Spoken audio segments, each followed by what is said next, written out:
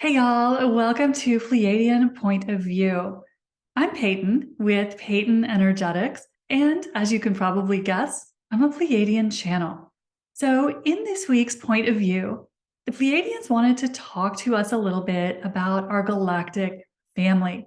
Because as y'all know, as we crossed into 2023, we officially entered the window for open contact, which means we are going to be starting to meet our galactic family up close and personal. So the guides are starting to share more and more information to help us ease into the contact window, to get to know our galactic family a little better, so that as we move into actual contact, we do so from a state of sovereignty instead of a state of fear. So today, what the Pleiadians wanted to chat about was to explain something that is known in the galactic community as the benevolence scale. So they're going to talk to us about the difference between those members of our galactic family that we would consider to be benevolent and those that we would consider to be negatively oriented. And if y'all have watched my videos for a while, you know this is something that my guides don't talk about very often. They don't really get into the negative side of the equation. But because we are on the verge of being reunited with our galactic family, the guides thought it was time to broaden the conversation.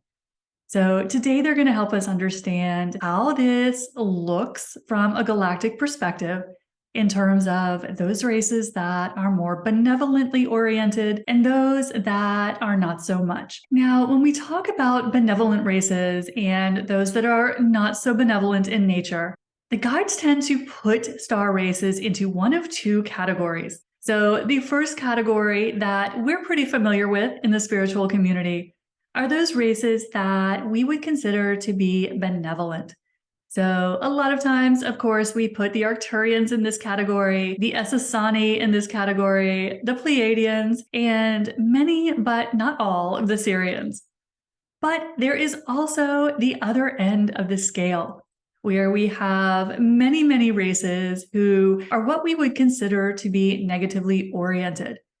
But the Pleiadians like to describe these categories slightly differently than we do as humans.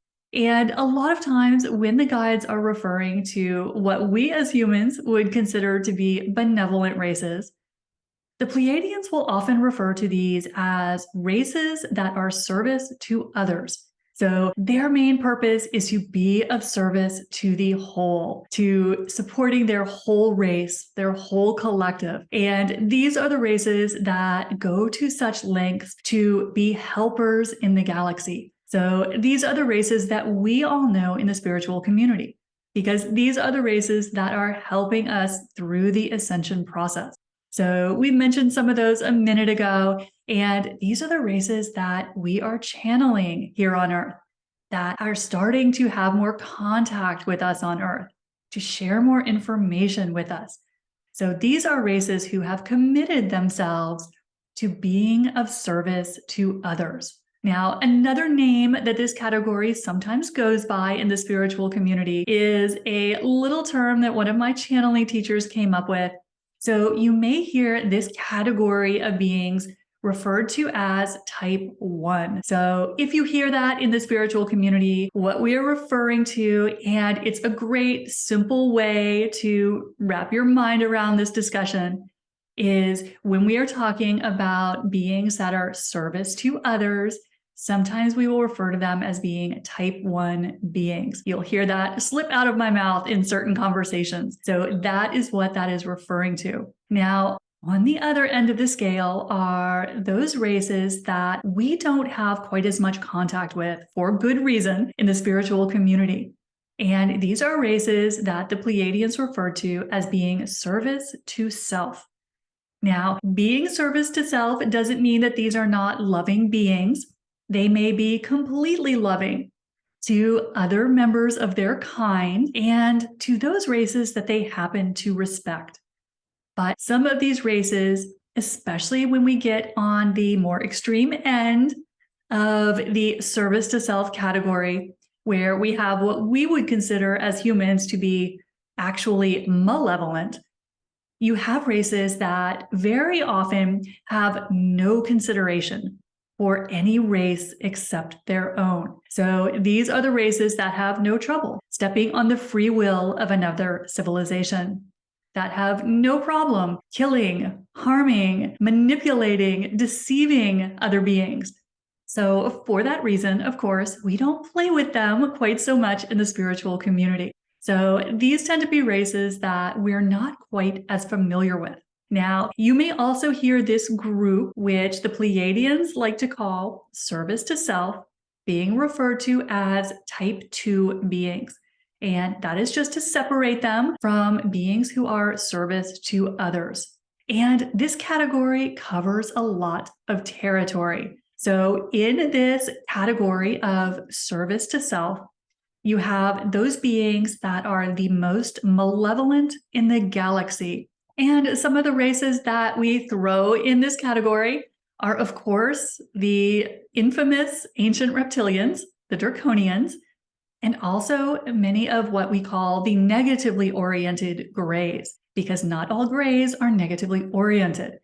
So this is a category that refers to those races and those beings that are primarily focused on benefiting themselves, benefiting their kind. And for some of these races, they don't care who they have to oppress or mow over to do that. So now you can see why these are some of the guys that we don't play with quite so much in the spiritual community. But the guides wanted us to know that they are there, because we want to go into our open contact window with our eyes open. Because as the Pleiadians like to say, just as in your human family, where you have so many humans who are loving and wonderful and kind, and you have plenty others who are just the opposite, our galactic family is no different. So we want to know what is out there before we go to the family reunion. Now, the Pleiadians like to throw an important caveat in this conversation, and that is that not all one race are one thing. So not every single Pleiadian is love and light, although most of them are. And by the same token, not every reptilian is negatively oriented, although most of them are. So this is something that's important because our human minds like to put things in boxes. And so while we are generally familiar with where a particular race may fall on this scale, it doesn't mean that every single individual in that race is the same. So just important caveat so that we're not being overly general. Now, when we talk about the benevolent scale and the two general categories that most races will fall into, something interesting happens in the middle of the scale. And that is, we have several races that, while they are completely benevolent and loving and completely devoted to serving others, they fall in the middle of the scale, or even tipping slightly over into being service to self. So what does that mean? How can something like that happen, that you would have a benevolent race who actually falls in the category of service to self, or falls right on that line in that gray zone? And so this is something that guides wanted to chat with us a little bit about today, is the groups that fall kind of in the middle. And many of these groups are highly benevolent, absolutely loving, advanced, evolved, and committed to being of service to the entire galaxy. So what places them in the middle of the scale, instead of out on the ends in full benevolence, like we see some of the other races? And so what the guides say is, we do have some races who move themselves into the middle of the scale because they're willing to go out on more of a limb to help civilizations that are being mistreated. Now, as you have heard the Pleiadians talk about in a recent point of view, there is a rule in the galactic community that the benevolent races take very, very seriously that's called the law of non-interference. And what that does is prevent more advanced races from interfering with the development of evolving civilizations. So like us here on Earth. So there are galactic rules that prevent our galactic family from interfering, from sharing too much information with us before we can handle it responsibly, from sharing technology with us before we are ready for it, and from making full contact with us. And the goal of this is to allow evolving civilizations to develop as naturally as possible, to make their own decisions, determine their own fate. And so this is a law that the benevolent races take extremely seriously.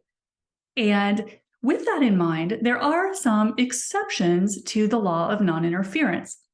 A couple reasons that would let a star race have more involvement with a new civilization than they would normally be able to have. So our star family is allowed to step in and provide more support if there is the threat of a new civilization being harmed by negative races. And hello, we have certainly had that happen many times in our Earth history. The star races are also allowed to step in to correct a mistake that they made. So if they were supporting us and thought they were following all the rules, but accidentally interfered with a new civilization, the star races are allowed to step in to correct that mistake. So the gist of the exceptions to the rule of non-interference are to keep from making things worse. So there are some loopholes to the law of non-interference, but most benevolent races will be very, very cautious with this because they don't want to influence a new civilization. But a couple members of our galactic family think that Earth is an exception to this, that we have been interfered with, enslaved, abused so much throughout our history that assistance from our galactic family is warranted. So we have a couple races who are very active in being willing to provide Earth with extra help right now. That is sharing more information than some star races will share with us, actually making contact with us before other star races have decided to do so. So because this is a point of disagreement in the galactic family, whether this is appropriate, this moves certain star races over into more of the middle of the scale, because some of the more conservative members of our galactic family would call this inappropriate interference with us. But we have a few star races, and the fifth density Pleiadians are in this category of the groups that think that Earth has been abused long enough. So we have a couple members of our star family who think that it is inappropriate to sit back and do nothing. They think that that is allowing abuse to be perpetrated on their watch, and they're not okay with that. So we have a couple of star races who are highly benevolent, but who are willing to push the envelope in this regard because they view Earth as a special circumstance. Because if we have learned one thing from our galactic history, it is that Earth has been meddled with since day one. We have been abused, tampered with, enslaved, and there are several star races who think enough is enough. So there are several star races that think that humans don't have a chance to right the ship and steer their own destiny if they don't know they're being lied to. So a few of our star family members think that it is time the abuse ended. So they are willing to push the envelope in a way that some of our more conservative star races think is inappropriate. So because of this, the guides like to point out that there are a few races who could be argued to fall in the middle of the benevolence scale, only because of their willingness to step in when abuse is being perpetrated on their watch. They're not okay with that. So this is something that pushes a couple members of our star family into the gray zone, but with good intention. And they do so very thoughtfully. This is not something that they do carelessly, but they find that there is reason to intervene, to let humanity know its history, what has been done to it. So that's an interesting little wrinkle in the benevolent scale. We start to see the differences of opinion amongst our star family members. And this just helps us understand our star family a little better. Understand who is in service to others and those races that are primarily serving themselves. So that is what the Pleiadians had for us in this week's point of view. I hope it helped you. I'll see you next time. Bye.